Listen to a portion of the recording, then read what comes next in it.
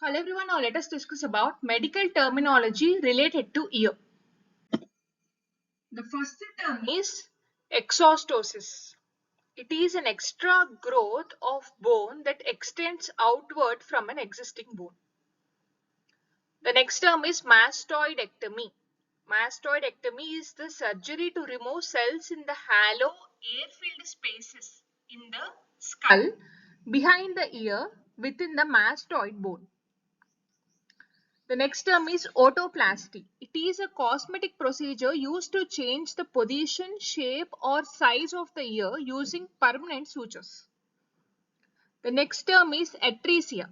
Absence or abnormal narrowing of an opening or passage of the body.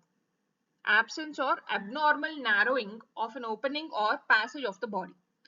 The next term is myringotomy. It is a procedure to create a hole in the eardrum to allow fluid that is trapped in the middle ear to drain out. Myringo means eardrum. The next term is tympanostomy. It is a surgical procedure performed by an ear, nose and throat specialist, ENT specialist, to place ear tubes. Tympanostomy is sometimes called as ear tube surgery. The next term is transcanal anthrotomy. It is a safe, efficacious and minimally invasive approach to remove disease from the middle ear and antrum. It is a minimally invasive approach to remove disease from the middle ear and antrum. Here is the pictorial representation of tympanostomy.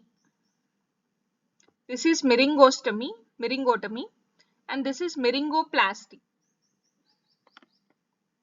The next term is subtotal petrosectomy or petrous apicectomy. It involves the removal of or air cells of the temporal bone, including the middle ear and mastoid, in order to obtain a dry, safe ear. Generally, only a few air cells in the petrous apex will remain, and the otic capsule may be removed or spared.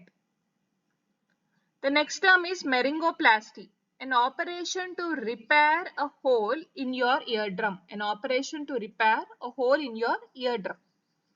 A perforation is usually caused by an infection in the middle ear that bursts through the eardrum. It can be also caused by trauma. The next term is tympanoplasty.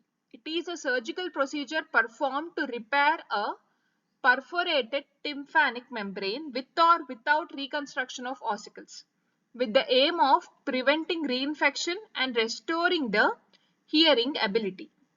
Microscopic and endoscopic approaches are utilized for the tympanoplasty. The next term is stapectomy. Stapes is one of the small bones of ear. Ectomy means surgical removal. Stapectomy means surgical removal of part or entire stapes bone. This is the pictorial representation of tympanoplasty. Here you can see the ruptured eardrum. It is sutured with the help of graft. This is the eardrum. This is a clear view. The next is stapectomy. This is the stapes bone. Here you can see stapes fused with surrounding bone, and here an artificial device is placed in order to improve the hearing. Stapes bone is removed and an artificial device is placed in order to improve the hearing. The next term is stapes-otomy. Otomy means surgical incision or opening. A small hole is drilled and or lasered into the foot plate to facilitate placement of prosthesis through the foot plate. Surgery is considered successful if the airborne gap is closed to 10 dB or less. The next term is tympanic plexus neurectomy.